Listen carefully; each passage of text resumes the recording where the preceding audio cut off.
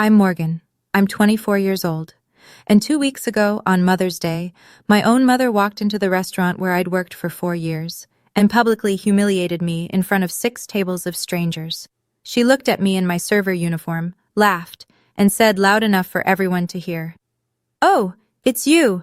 We didn't realize you still worked here. How embarrassing for us." My sister giggled. The couple at table 12 stopped mid-bite. The family celebrating Grandma's birthday went silent. I smiled, picked up the menu, and said 4 words that made my manager come running. What happened next? Let's just say my mom's credit card wasn't the only thing that got declined that day. Before I tell you everything, please take a moment to like and subscribe, but only if you genuinely enjoy this story. And drop a comment. Where are you watching from, and what time is it there? Now let me take you back to the beginning. 4 years ago, the day my mother made her choice. 4 years ago, I stood in our kitchen holding an envelope that should have changed my life. The letter inside said I'd been accepted to Whitfield University, full academic merit, top 5% of applicants. My hands were shaking when I found my mother in the living room. She was on the phone, laughing. Streamers hung from the ceiling.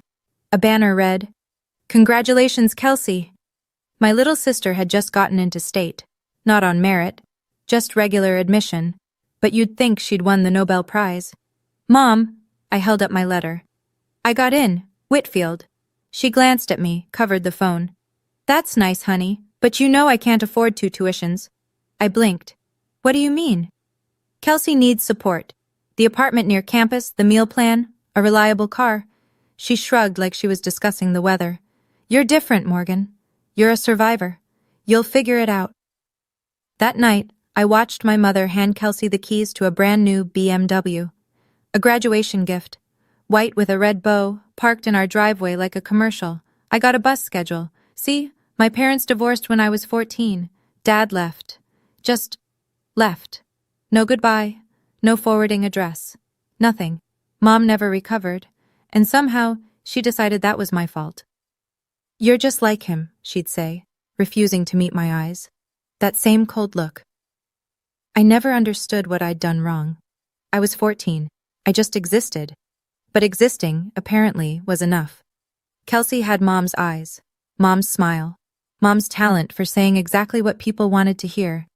I had a bus pass and a list of restaurants hiring part-time. That night, I didn't cry. I just sat in my room, laptop open, searching for jobs that would work around a full-class schedule. By midnight, I had 3 interviews lined up. By the end of the week, I had a job at the Oakwood Grill. 4 years. That's 1,460 days of double shifts, early mornings, and 4 hours of sleep if I was lucky. While Kelsey posted Instagram photos from Hawaii, I memorized wine pairings. While she spent spring break in Aspen, I picked up extra shifts. While Mom took her to Paris for her 21st birthday, I celebrated mine alone in my studio apartment, eating leftover bread from the restaurant. I maintained a 3.9 GPA. I conducted research with Professor Hendricks in the finance department. I was nominated for the Dean's Academic Excellence Award. Mom didn't come to a single ceremony, not one. "I wish I could, sweetie," she'd say whenever I mentioned anything. "But Kelsey has this thing, and you know how she gets." I did know. Kelsey got everything. The worst part wasn't the missed events. It was the lies. At Thanksgiving, the one holiday I managed to get off, I overheard Mom talking to Aunt Patricia in the kitchen. "Morgan?" Mom laughed softly. "Oh, she decided college wasn't for her. You know how independent she is. She'd rather work." I stood in the hallway, frozen. "Such a shame," Aunt Patricia said. "She was always so bright." Some people just aren't cut out for academics. I left before dessert. Told them I had to work early. It wasn't a lie. That's how it went for 4 years. To the family, I was the dropout, the disappointment, the one who liked being independent. No one knew I was 18 credits from graduating with honors. No one knew I'd been published in a student research journal. No one knew anything about me at all. And then, 3 weeks before Mother's Day, everything changed. I got an email that would flip my entire world upside down. The break room at the Oakwood Grill smelled like coffee and desperation. I was between lunch and dinner shifts, scrolling through emails on my cracked phone screen. Then I saw it. Subject line: Offer of employment, Whitmore and Associates. My heart stopped. Whitmore and Associates, one of the top 10 financial consulting firms on the East Coast. I'd applied 3 months ago on a whim, never expecting a callback. They hired from Harvard, Yale, not from girls who smelled like hollandaise sauce. I opened the email. Dear Ms. Townsend, we are pleased to offer you the position of Junior Financial Analyst. I read it 3 times, then a 4th. Starting salary, more money than I'd made in 4 years of tips combined. My hands trembled as I screenshot the offer letter and saved it to my phone. Then I did something I never expected. I called Mr. Davidson. He picked up on the second ring. Morgan, aren't you supposed to be on break? I got it. My voice cracked. The job, Whitmore. Silence. Then, Morgan, that's incredible. You've earned every bit of this. I wiped my eyes with my apron. I wanted you to know first. I'm honored. He paused. When do you start? May 12th, Monday after Mother's Day. Then Mother's Day is your last day here. He cleared his throat. We'll make it a good one. After we hung up, I sat there staring at my phone. That's when I remembered something strange. 3 months ago, Kelsey had posted an Instagram story, a screenshot of an application confirmation. She'd cropped out the company name, but I recognized the portal layout, the same portal I'd used to apply to Whitmore. She'd captioned it, "Big things coming." But she never mentioned it again. No follow-up post, no celebration, no new job announcement. At the time, I'd assumed she changed her mind. Kelsey changed her mind about everything. Now I wondered, what if she didn't get in? What if my little sister, the golden child, had been rejected from the same company that just hired me? I couldn't prove it. But the silence told me everything I needed to know. That night, I sat on my second-hand couch and thought about silence. For 4 years, I'd been silent. When Mom forgot my birthday, when Kelsey posted photos from Europe with captions about family trips I wasn't invited to, when relatives asked why I'd given up on school, silence was safe. Silence kept the peace. But peace for whom? If I stayed silent now, nothing would change. Mom would keep telling everyone I was a dropout. Kelsey would keep playing the golden child, and I'd start my new career carrying the same invisible weight I'd carried since I was 18. Is that what I wanted? To walk into Whitmore and Associates still feeling like the family embarrassment? I thought about what would happen if Mom ever found out about my job. She'd probably spin it somehow. Oh, Morgan finally got lucky. You know, she always lands on her feet.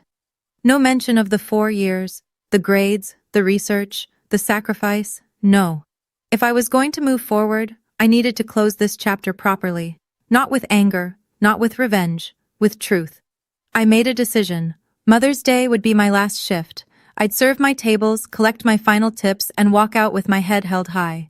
If Mom and Kelsey never found out about my success, so be it.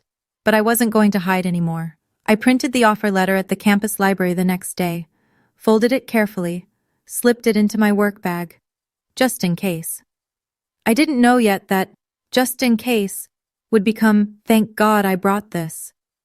I didn't know Mom and Kelsey were already making plans of their own, plans that would bring them straight to my section. The call came on a Tuesday. Mom never called on Tuesdays. Mom rarely called at all. I was walking home from class when her name flashed on my screen. I almost didn't answer.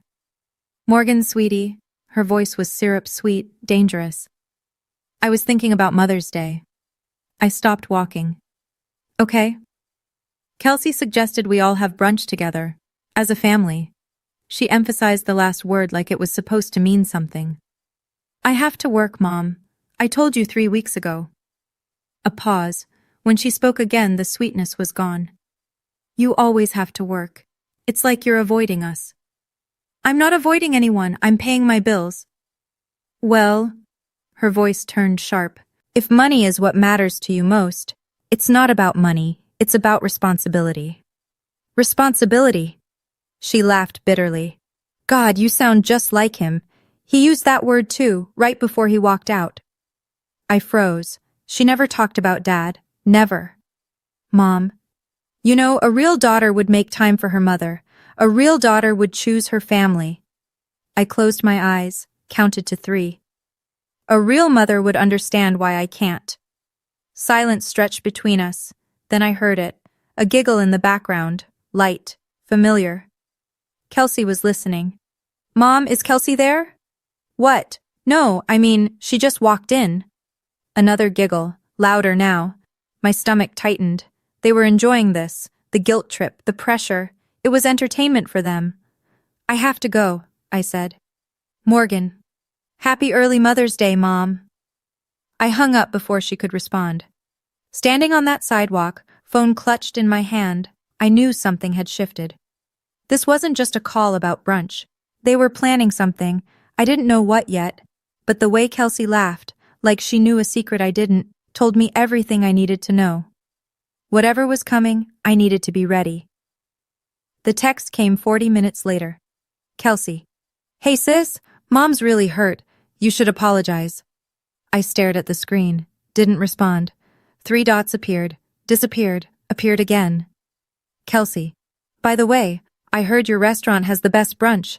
Maybe we'll come visit. My blood went cold. She knew where I worked. She'd always known. Mom made sure to mention it whenever she wanted to remind me of my choices. But this was different. This was a threat dressed up with emoji. I switched to Instagram, searched Kelsey's profile. Her latest story, a boomerang of champagne glasses clinking. Caption, Mother's Day plans, can't wait to try this new brunch spot. The location tag, the Oakwood Grill, my restaurant, my section. They weren't just coming for brunch, they were coming for me. I called Rebecca immediately. She answered with her mouth full. Becca, they're coming. Who's coming? My mom, my sister, to the restaurant on Mother's Day. Silence. Then, oh hell no. They tagged it on Instagram. They know exactly where I'll be. Want me to switch sections with you? I can take the east side, you take west? No. The word came out harder than I intended. No, let them come. Morgan. I'm done hiding. I've been hiding for 4 years. I took a breath. They want to embarrass me? Fine, but I'm not running anymore. Rebecca was quiet for a moment. You sure about this? I looked at my reflection in my apartment window. Tired eyes, messy ponytail, server uniform hanging on the closet door. Yeah, I said. I'm sure. Okay then. I could hear her smile. I've got your back, whatever happens. Thanks, Becca. That's what friends are for. What I didn't tell her, I was absolutely terrified. The night before Mother's Day, I couldn't sleep. I ironed my uniform twice. Black button-up, black apron, not a wrinkle in sight. If I was going to face them, I'd look perfect doing it. At midnight, I pulled the offer letter from my bag, unfolded it, read it one more time. Dear Ms. Townsend. The words still didn't feel real. Starting Monday, I'd be walking into a corner office instead of a kitchen. I'd be Morgan Townsend, financial analyst. Not Morgan the waitress. Not Morgan the dropout. Not Morgan the embarrassment. Just Morgan. I folded the letter carefully and slipped it back into my bag, just in case. Before bed, I made 2 lists. Things I will not do tomorrow. Cry, yell, apologize for my job. Let them see me break. Things I want. Leave with my dignity intact. Tell the truth. Stop pretending. At 6 a.m., my phone buzzed. A text from Mr. Davidson. Big day. Whatever happens, I've got your back. Remember, auto gratuity on parties over $200. No exceptions. I smiled at that last part. Standard policy. Nothing personal. But somehow it felt like armor. At 6:15, another notification. Instagram. Kelsey had posted a photo. Full makeup, designer dress, hair blown out like she was going to a photo shoot. Caption, ready to make some memories today. 53 likes already, comments calling her gorgeous and queen. None of them knew where she was going. None of them knew what she was planning. But I did. I got dressed slowly, tied my apron with steady hands, looked at myself in the mirror. Today's the day, I whispered. Then I grabbed my bag, offer letter tucked safely inside, and walked out the door. The Oakwood Grill was chaos by 7 a.m. Mother's Day is the Super Bowl of brunch. Every table booked. Every server running. The kitchen already smelled like maple syrup and stress. I clocked in early, tucking my bag into my locker. The offer letter sat inside, folded and waiting. Rebecca found me by the coffee station. "You okay?" "I'm okay." Mostly true. "I can still switch sections." "Becca, I'm okay." She squeezed my arm. "All right, but I'm keeping my phone ready." "For what?" She grinned. "Evidence. Or TikTok. Maybe both." Before I could respond, Mr. Davidson's voice cut through the noise. "Team meeting, 2 minutes." We gathered by the host stand. 12 servers, 3 bussers. Mr. Davidson in his pressed vest, looking like a general before battle. "Today's going to be insane," he said. "I don't need to tell you that, but I do need to remind you of a few things." He held up one finger. "Large parties over $200 get automatic 20% gratuity. No exceptions. Don't let anyone guilt you out of it." Second finger. "If any customer disrespects my staff, any of you, you come to me. Immediately." He looked around the room. His eyes landed on me for half a second. "This restaurant runs on respect. We give it. We expect it. Anyone who can't handle that can eat somewhere else." Murmurs of agreement. "All right, doors open in 15. Let's make some money." As the group dispersed, I checked the reservation book. 10:30 a.m. Townsend. Party of 2. My section. I looked out the front window. Cars were already lining up in the parking lot. Somewhere out there, my mother was probably putting on lipstick, getting ready to make some memories. So was I. The first few hours went smoothly. Table 10 was a single mom with 3 kids under 7. The youngest knocked over his orange juice before I even finished pouring. Mom looked mortified. "I'm so sorry," she said, grabbing napkins. "I know you're busy." "Please," I smiled and crouched down to help. "Kids will be kids. Happy Mother's Day." Her eyes softened. "You're so kind. Your mother must be very proud." I didn't answer, just smiled and moved on. Table 12 was my favorite. An elderly couple, Mr. and Mrs. Patterson. He told me they'd been married 50 years. Every Mother's Day, he brought her here. "She's been the best mother for 48 of those years," he said, squeezing her hand. "And the best wife for all 50. Mrs. Patterson blushed. "Oh, stop it, Harold." "Never." I watched them share a piece of pie, feeding each other bites like teenagers. Something ached in my chest. This was what family was supposed to look like. Not games, not guilt, not showing up at someone's workplace to humiliate them. Just love. Simple and true. I was refilling coffee at table 14 when I felt Rebecca's hand on my shoulder. "Morgan?" Her voice was tight. I looked at her face. "They're here." I didn't need to ask who. I set down the coffee pot, smoothed my apron, took a breath. "Where?" "Front door. Hostess is seating them now." Through the crowd I caught a glimpse. A designer dress, a Gucci bag, blonde hair freshly styled. And behind her, phone already raised, my sister, recording. "Okay." I straightened my shoulders. "Let's do this." Rebecca grabbed my wrist.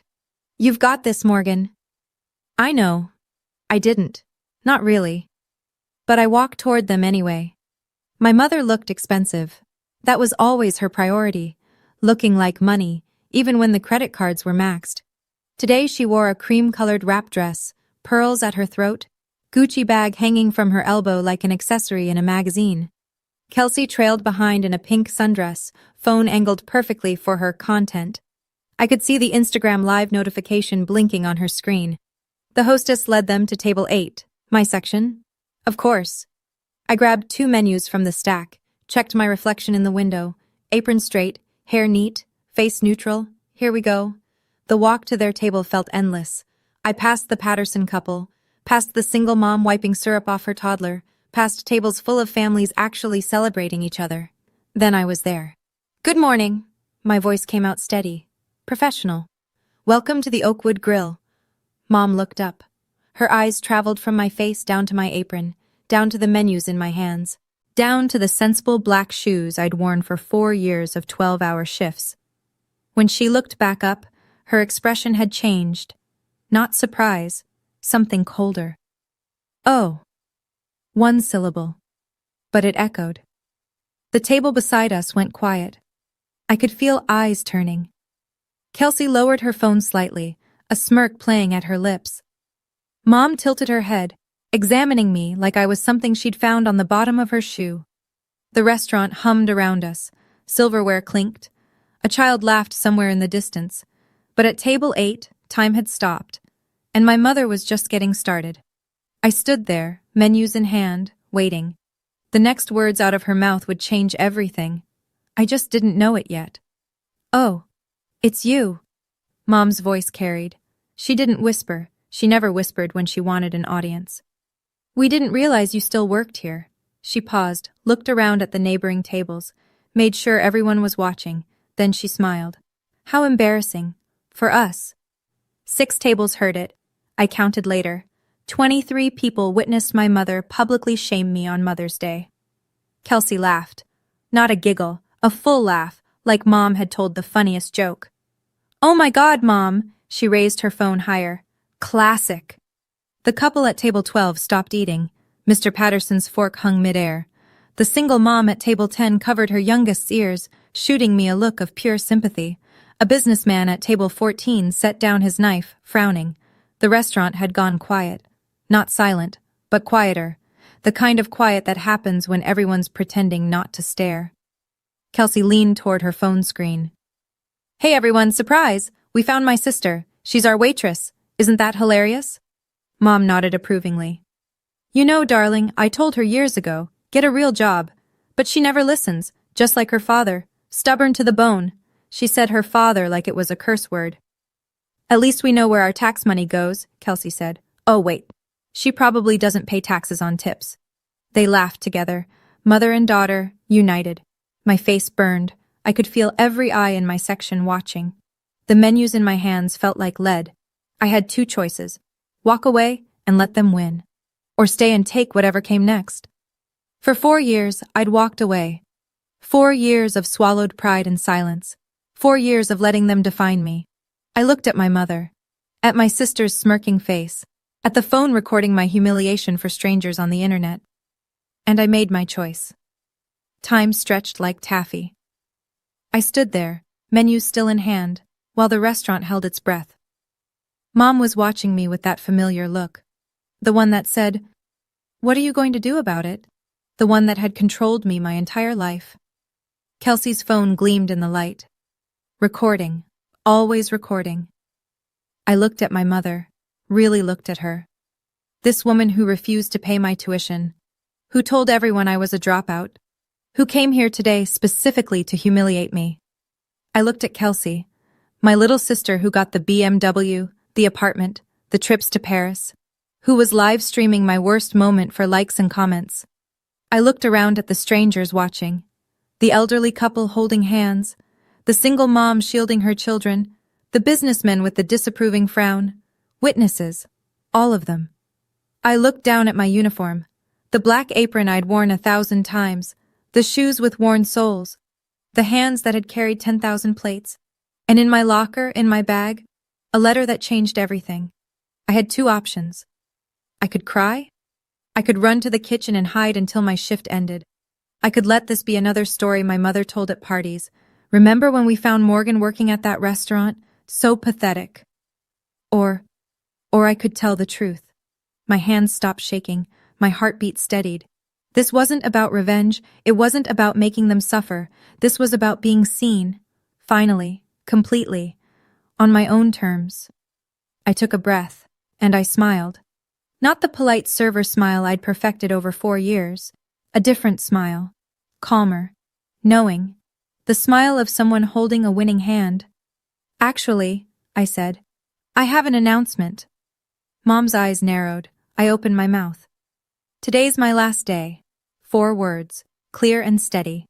Mom blinked. "What?" I raised my voice slightly, not shouting, just loud enough for the surrounding tables to hear. I said, "Today is my last day, so let me make it memorable." I turned to face the section. 6 tables of strangers who'd just watched me be humiliated. 23 people who probably felt sorry for me. Time to change that. Good news, everyone? I smiled. Today is my final shift at the Oakwood Grill. Starting Monday, I'll be a financial analyst at Whitmore and Associates. Murmurs rippled through the section. Mr. Patterson at table 12 sat up straight. Whitmore? That's one of the top firms in the state. Yes, sir, I nodded. It is. The single mom at table 10 started clapping. Slowly at first, then faster. Her kids joined in, not understanding why, just happy to make noise. The businessman at 14 raised his coffee cup in a small salute. I turned back to my mother. Her face had gone pale. Her mouth opened, closed, opened again. That's ridiculous. Her voice wavered. You're a waitress. You didn't even go to college. Actually, Mom, I did go to college. Full time. For 4 years. While working here. I kept my voice even. I have a 3.9 GPA. I conducted research. I was published in a student journal. That's not...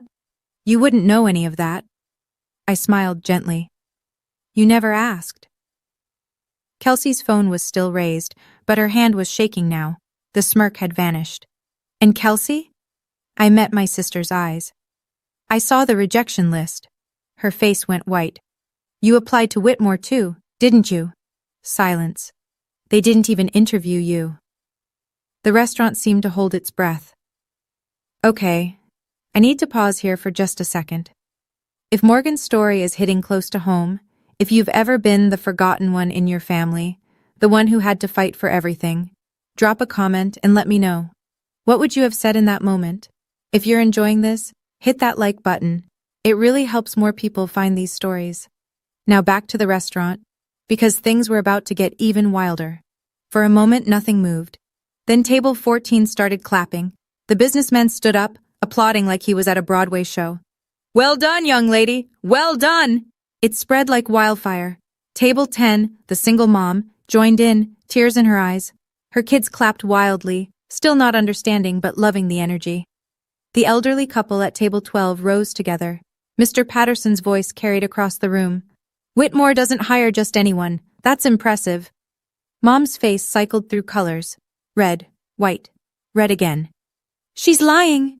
Her voice pitched higher. She didn't even go to college. I would know. I'm her mother. I reached into my apron pocket. I'd moved the letter there this morning, just in case. I unfolded it slowly, held it up. Would you like to verify, sir? I offered it to Mr. Patterson. He took the letter with careful hands, adjusted his reading glasses. The room went quiet. Morgan Elizabeth Townsend, he read aloud. Junior Financial Analyst, Whitmore and Associates, effective May 12, 2026. He looked at my mother with an expression I'd never forget. Pure, undiluted judgment. Ma'am, his voice was ice, your daughter is not a liar, but it seems someone here might be. Whispers erupted. A woman at table 16 leaned toward her companion. Did you hear that? She made her daughter pay her own way through college, while the other one got everything. What kind of mother? Disgraceful. And on Mother's Day of all days? Mom's hand flew to her pearls, clutching them like a lifeline. That's not the full story. There are things you don't understand. But no one was listening anymore. They were all looking at me. And for the first time in 4 years, they were seeing the truth. Kelsey's phone hand dropped to her side. I turned to face her fully. My little sister. The golden child. The one who got everything while I got nothing. She looked smaller somehow. Younger. Scared. Kelsey. My voice was calm. Almost gentle. You applied to Whitmore 3 months ago, didn't you? I saw your Instagram post. The application portal screenshot. She swallowed. That's none of your business. You never posted about getting the job, never mentioned it again? I tilted my head. They rejected you, didn't they? And you never told Mom. The color drained from Kelsey's face so fast I thought she might faint. Mom whipped around to face her. What? Kelsey, you told me you didn't want a corporate job. You said you were pursuing your influencer career. Kelsey's voice cracked. It's not like that. You applied to the same company as your sister. Mom's voice rose. And you got rejected? Mom, I can explain. I almost felt sorry for her. Almost. It's okay, Kelsey. I kept my tone even.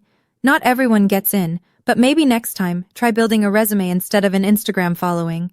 Someone at table 18 snorted, then laughed. Then several people were laughing, and Kelsey's face crumpled like wet paper. This is so unfair, her voice pitched to a whine. You always have to ruin everything. I was having a good Mother's Day, and you— I'm not ruining anything. I held up my hands. I'm just telling the truth. First time for this family, I know. I paused. It takes some getting used to. More laughter. Not cruel, just the release of tension. Kelsey's phone buzzed frantically. She looked at the screen and went even paler. Mom. Her voice was a whisper. The comments. They're calling me. She couldn't finish the sentence. But I could guess. Footsteps. Fast and deliberate. Mr. Davidson appeared at my shoulder like he'd materialized from thin air. His vest was pressed, his expression was stone. Is there a problem here? Mom's entire demeanor shifted. Suddenly she was all charm, all wounded innocence. Yes, actually. She pressed a hand to her chest. Your employee has been extremely rude to us. I'd like to speak to someone in charge. Mr. Davidson didn't blink. Ma'am, I am in charge, and I've been watching this entire situation. Mom's smile faltered. Then you saw how she humiliated us. What I saw, Mr. Davidson interrupted quietly, was a customer loudly insulting one of my best employees. On her last day here, in front of my entire restaurant. Silence. He stepped forward slightly, not threatening, just present. I also heard you publicly claim your daughter didn't go to college, which, according to the offer letter I just heard read aloud, is demonstrably false. Mom's mouth worked soundlessly. This is a family matter. No, ma'am. Mr. Davidson's voice was calm, but absolute. The moment you raised your voice in my establishment, it became my matter. He turned to me. His expression softened, just slightly. Morgan, please continue serving your other tables. I'll handle this one. I should have walked away. That would have been the professional thing to do, but I'd been professional for 4 years. Actually, Mr. Davidson, I met his eyes. I'd like to finish what I started, if you don't mind. A beat of silence, then slowly he smiled. By all means. He stepped back but didn't leave, just stood there, arms crossed, watching. I turned back to my mother. She looked smaller than I remembered, less powerful. Funny how truth does that to people. I picked up the menus from where I'd set them down. Since it's my last day, I said pleasantly, and since you came all this way to see me work, let me serve you properly. Mom's eyes narrowed with suspicion. What do you mean? I mean, order whatever you want. Enjoy your brunch. I paused. Let the moment stretch. On me. Sort of. Before she could respond, I turned to face the surrounding tables. My section. My people, for one last day. Actually, since today is special, desserts are on the house for everyone in this section. Gasps. Smiles. A child at table 10 squealed with delight. Consider it a gift. I gestured grandly toward Mom's table. From my mother. The applause was immediate, genuine. That's so generous, ma'am. The single mom at table 10 beamed at my mother. Thank you so much. Mr. Patterson raised his coffee cup in salute. Very kind of you. Mom's face cycled through emotions like a slot machine. Confusion, fury, and then, the worst one, the realization that she was trapped. What? She hissed at me. I'm not paying for strangers' desserts. Mom. I kept my voice sweet, innocent. You've spent the last 4 years telling everyone how much you've sacrificed for your children, how hard you work to provide. I leaned in slightly. Consider this your chance to prove it. Her mouth opened, closed. She looked around at the smiling faces, the grateful strangers, the witnesses who thought she was being generous. She couldn't say no, not without destroying the carefully crafted image of good mother she'd spent decades building. I saw the moment she realized she'd lost. Fine. Her voice was ice. Order what you want. I smiled. We'd love some champagne to start. The next hour was beautiful. Mom and Kelsey sat in furious silence while I served them the most expensive items on our Mother's Day menu. Lobster Benedict, champagne, the Wagyu steak breakfast. Every dish delivered with perfect professionalism. Every water glass filled before it ran empty. I was, after all, a very good waitress. Meanwhile, desserts flowed to the surrounding tables. Chocolate lava cake, crème brûlée, the kitchen's signature berry tart. The guests were thrilled. They kept thanking Mom, who smiled through gritted teeth. Finally, it was time. I printed the bill, looked at the total, smiled. The walk to their table felt like a victory lap. Here you are. I set the leather folder down gently. Whenever you're ready. Mom snatched it open. Her eyes scanned the numbers, then widened. This is ridiculous, her voice cracked. $347? That's 2 entrees, 2 champagnes, and desserts for 6 tables. I kept my expression neutral. Mother's Day menu isn't cheap. I didn't agree to pay for all those desserts. Actually, ma'am. Mr. Davidson appeared beside me, right on cue. You did, in front of multiple witnesses. He smiled pleasantly. Also, I should mention, parties with bills over $200 automatically receive a 20% service charge. That's our policy. He pointed to the small print at the bottom of the menu still lying on their table. Posted at the entrance and printed right there. Page 2, bottom left. Mom's face went gray. That adds almost $70. $69.40 to be precise. Your new total is $416.40. Kelsey grabbed Mom's arm. Mom, just pay so we can leave. Fine. Mom yanked her wallet from her Gucci bag, pulled out a credit card, shoved it at me. Just charge it. I took the card. My fingers were perfectly steady. I'll be right back. The POS machine beeped twice. I ran the card again. Same result. I walked back to the table slowly, savoring every step. I'm sorry, ma'am. My voice carried just enough. Your card has been declined. Mom's face flushed crimson. That's impossible. Run it again. I ran it twice. Then there's something wrong with your machine. Our machine is working perfectly. Mr. Davidson stepped forward. Perhaps there's an issue with your bank. Kelsey leaned toward Mom, hissing. Mom, I told you not to max out that card on the Nordstrom sale. Shut up, Kelsey. The restaurant had gone quiet again. The good kind of quiet. The kind where everyone pretends they're not listening while absorbing every word. Mr. Patterson's voice drifted over. Is everything all right over there? Mom's smile was pure plastic. Just a technical issue. She fumbled through her wallet, pulled out another card, then another. Her hands were shaking. Try this one. I didn't move. Mr. Davidson cleared his throat. Unfortunately, ma'am, given the circumstances today, he paused, straightened his vest. And given the way you've treated my employee, Mom's face went pale. I'm afraid we'll need to implement a different payment method. What do you mean? Her voice was barely a whisper. Mr. Davidson looked her dead in the eyes. Cash only. For you. 4 words, perfectly delivered. The section erupted. Not in applause, in barely suppressed reactions, gasps, nervous laughter. One woman literally said, "Oh my God," out loud. Mom looked around wildly, at the watching faces, at her smirking daughter, at me, her empire of lies crumbling in real time. This is discrimination. Mr. Davidson didn't flinch. No, ma'am, he smiled. This is consequences. Cash only for you. Can we just appreciate Mr. Davidson for a moment? Comment boss if you think more managers should stand up for their employees like this. I was standing there watching it all unfold, and trust me, even I didn't see what happened next coming. We're almost at the end, and it's worth sticking around for. Let's get back to the chaos. While Mom scrambled through her wallet, something strange happened.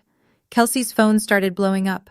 Notifications flooded her screen, buzzing, pinging, vibrating so hard it nearly fell off the table. She grabbed it, looked at the screen, and went absolutely white. Oh no!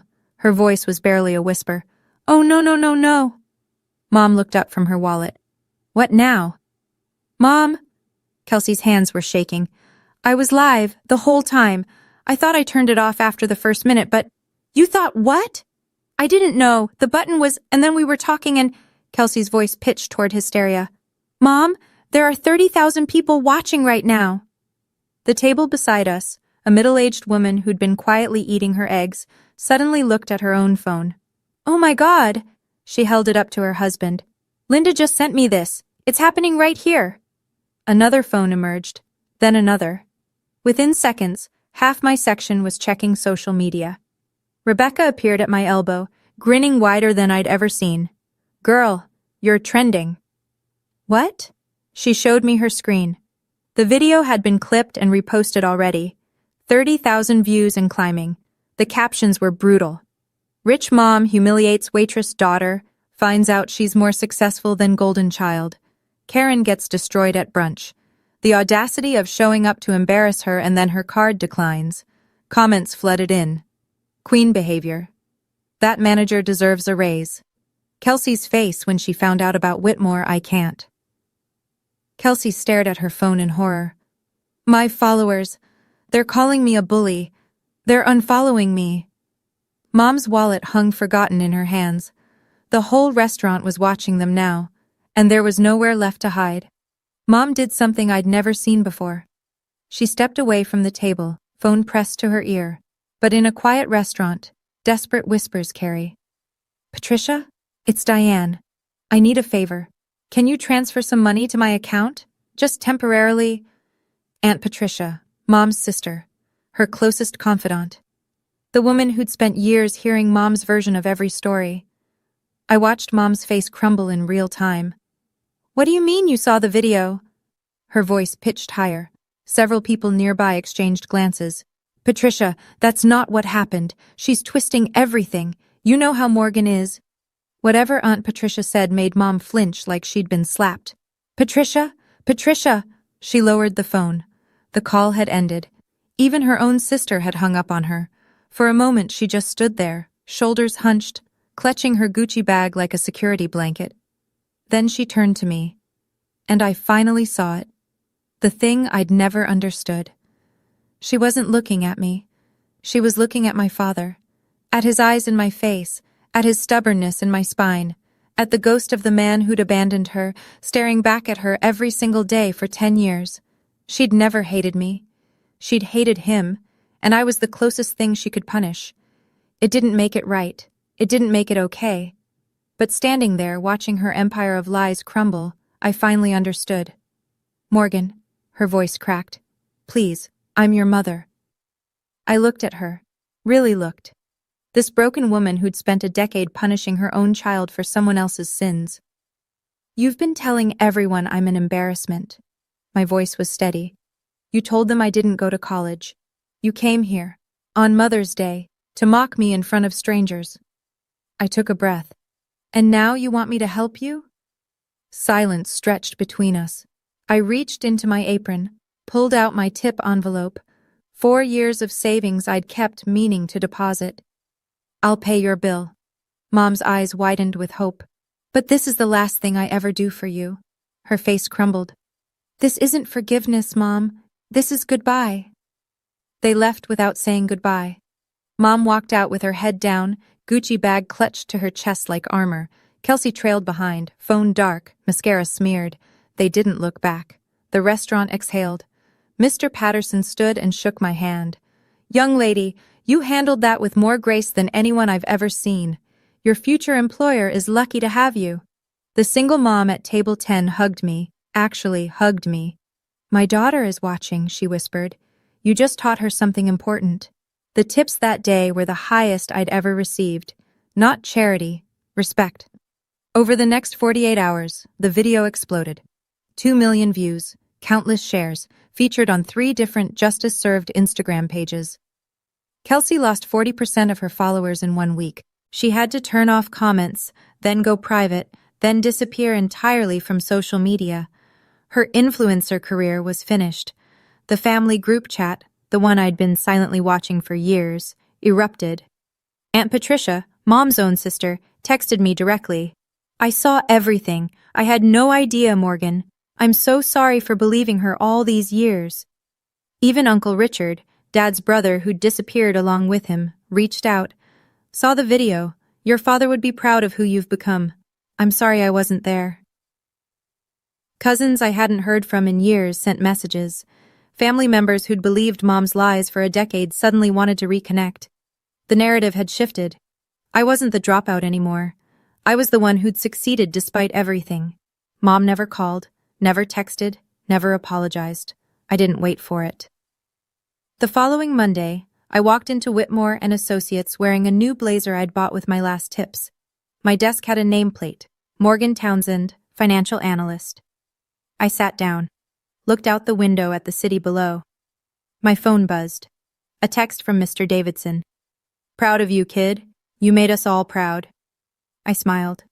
For the first time in 4 years, I could breathe. 3 months later, I got my first promotion. The youngest analyst in my department to lead a client project. My boss said I had unusual grit. I didn't tell her where I'd learned it. Life looked different now. My apartment had actual furniture, not just a mattress on the floor. I had a coffee maker that didn't leak, a closet with clothes that weren't uniforms. Small things, but they mattered. Kelsey called once, a month after Mother's Day. She paused. I wanted to say I'm sorry about what happened. I listened to her breathe. I appreciate you calling, I said finally, but I'm not ready to rebuild anything yet. She cried a little, said she understood. I didn't know if she actually did. Mom remained silent. No calls, no texts, no birthday card when August came around. I used to think that silence would hurt. It didn't. When Mother's Day came again the following year, I didn't work. For the first time in 5 years, I had the day off. I bought flowers. Yellow tulips, my favorite, not hers. I put them in a vase on my kitchen table, sat down with a cup of coffee, looked at them. The flowers weren't for anyone. They were for me. For the girl who worked double shifts and studied until 3 a.m., for the woman who survived 4 years of being invisible. For every version of myself who'd kept going when giving up would have been easier. I didn't need my mother's approval anymore. I didn't need anyone to tell me I was enough. I already knew. The tulips glowed in the morning light. My apartment was quiet, peaceful. Outside, the city hummed with life, and I was finally, completely free. If you're still watching, if you've made it this far, I want to tell you something. Maybe you see yourself in my story. Maybe you're the forgotten one, the one who had to fight for everything while someone else got it handed to them, the one who learned early that love, in your family, came with conditions. I want you to know, it's not your job to earn love from people who decided long ago not to give it. I spent years trying to prove myself to my mother, straight A's, research papers, a prestigious job offer, and none of it made a difference, because she'd made up her mind about me when I was 14 years old. Some people will never see you clearly. That's not your failure. That's theirs. Setting boundaries isn't cruel. It isn't selfish. Staying silent while being mistreated, that's what's cruel. To yourself. My mother might never understand what she did. Kelsey might never truly grow up. But that's not my responsibility anymore. What's mine is my peace, my career, my future. And no one, not family, not blood, not guilt, gets to take that from me again. So if you're still waiting for permission to walk away from people who hurt you, consider this your permission. You don't owe anyone your suffering, not even your mother. The best revenge isn't destruction. It's becoming so at peace that their opinions don't matter anymore. I'm not angry at my mom. I'm not bitter about the 4 years I spent fighting alone. Those years made me who I am, and who I am is pretty damn great. Happy Mother's Day. Not to the mothers who tear their children down, to the ones who build themselves up anyway. You've got this, I promise. Before I go, here's what this taught me. 1. Your worth isn't determined by how your family treats you. Their blindness is their loss, not yours. 2. Success built on your own terms, through your own sweat and sacrifice, is the only kind that truly matters. 3. The best response to doubt isn't anger. It's becoming so at peace that their opinions simply don't reach you anymore. If Morgan's story touched you, drop a comment sharing one boundary you've set or need to set in your own life. It might help someone else watching. Want more stories like this? There's one in the description that hit even harder for me. Check it out. Like, subscribe, and hit that notification bell. I'll see you in the next story. Stay strong. You've got this.